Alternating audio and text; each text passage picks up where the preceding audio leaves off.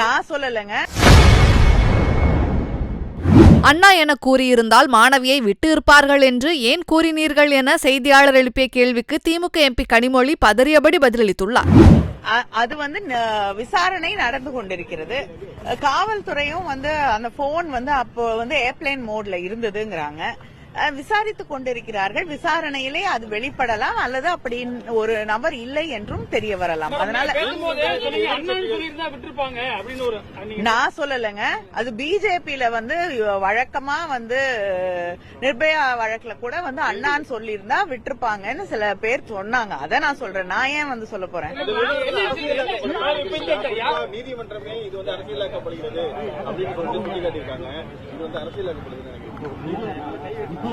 நிச்சயமாக அரசியலாக்கப்படுகிறது. நடவடிக்கை எடுத்த பிறகு போராட கூடிய ஒரு சூழல் இருக்கும் பொழுது எதிர்கட்சி அதை கையில எடுத்துக்கொண்டு அரசியலாக்கத்தான் பார்க்கிறார்கள்.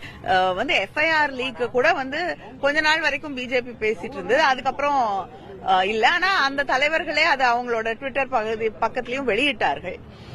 அது மிக தவறான ஒன்று. ஆனா அதற்கு காரணம் தமிழ்நாடு அரசு இல்லை.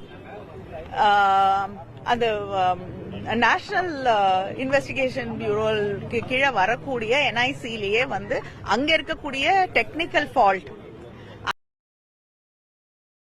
செய்திகளை உள்ளது உள்ளபடி தெரிந்து கொள்ள ரெஃப்ளெக்ட் நியூஸை சப்ஸ்கிரைப் பண்ணுங்க.